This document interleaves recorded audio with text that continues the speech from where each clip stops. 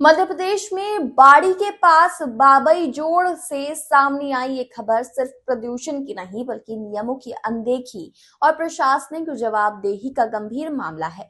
ये स्थित Narmada rice mill पर आरोप है कि मिल से निकलने वाला गंदा और काला पानी, बॉयलर की राख और भूसी खुलेआम किसानों के खेतों और ग्रामीण सड़कों पर छोड़ी जा रही। शिकायतों के बावजूद अब तक ठोस कार्यवाही नहीं होने से ग्रामीणों में आक्रोश है।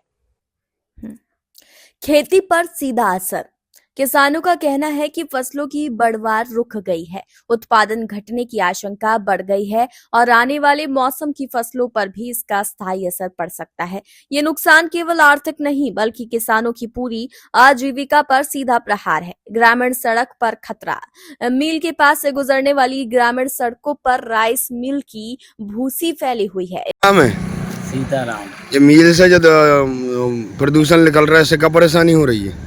आँखों में जलन पड़ रही है, धूल फेंक रहा है। अच्छा, ये फेंक रहे हैं खेतों में, और तो कब से फेंक रहे हैं ये?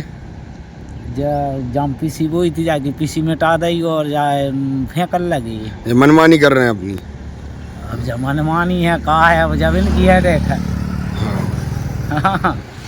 इससे सड़क फिसलन भरी हो गई है। दोपहिया वाहन चालकों के लिए खतरा बढ़ गया है और राहगीरों को रोजाना परेशानी का सामना करना पड़ रहा है। किसी भी समय यह स्थिति बड़ी दुर्घटना का कारण बन सकती है।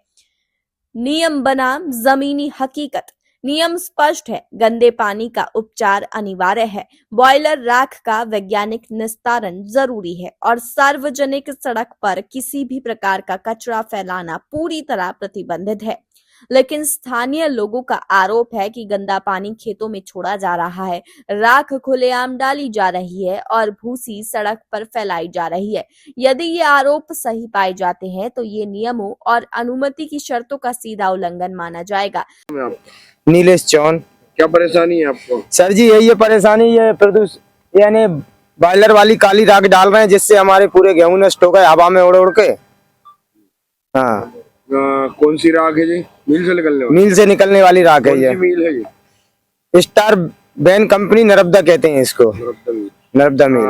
आप ही परेशान है या और भी किसान और भी बच्चे? और भी परेशान है, पहली साइड का स्कूल है, उधर उधर है, गंदा पानी निकल रहा है इससे बॉयलर का। फसल पहली बार नष्ट हुई या इससे पहले भी? पहले भी हो गई, लेकिन हमने यानी बार बार कहा, कोई हमारा कुछ यानी सुनवाई नहीं हुई। तो आपने प्रशासन को सूचना दी इसकी? प्रशासन को आवेदन लगाते हैं, लगा के आए, लेकिन वहां से भी कुछ नहीं होता है जी। मिल वाले दबाव बनाते हैं आपके ऊपर, आप शिकायत करिए।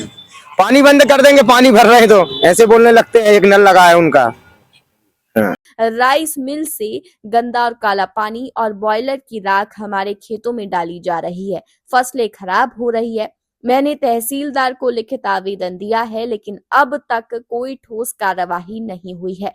हम चाहते हैं कि जांच हो और ये नुकसान तुरंत रुके। ग्रामीणों की सेहत पर असर। ग्राम नारद के नागरिकों का कहना है कि धूल, राख और दुर्गंध के कारण सांस लेने में दिक्कत, आंखों में जलन और अन्य स्वास्थ्य समस्याएं लगातार बढ़ रही हैं। ये मामला अब सिर्फ खेती का नहीं बल्कि जन स्वास्थ्य से भी सीधा जुड़ चुका है। किसान नीलेश चौहान द्वारा मुझे इस संबंध में लिखित आवेदन प्राप्त हुआ है। आवेदन में लगाए गए आरोपों को गंभीरता से लेते हुए मामले को तत्काल संज्ञान में लिया गया है। राइस मिल से निकलने वाले गंदे एवं काले पानी, सीवेज और बॉयलर राख के निस्तारण को लेकर प्रथम दृष्टया नियमों के उल्लंघन की आशंका है। इसी आधार पर राइस मिल संचालक कंपनी को कारण बताओ नोटिस जारी किया जा रहा है।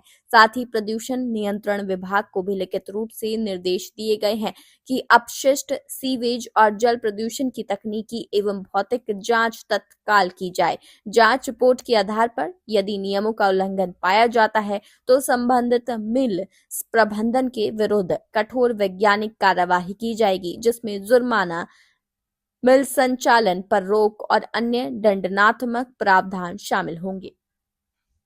नाम है आपका? मदन। ये मिल से जो राकड़ फेंक रहे हैं खेतों में और ये क्या हो रहा है? ये काला पानी निकल रहा है। परेशान है जी। हैं? क्या हो रहा है? इससे बहुत परेशानी है।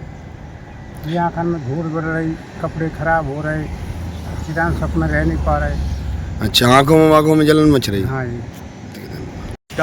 मैं Rohit Sharma, global India news से।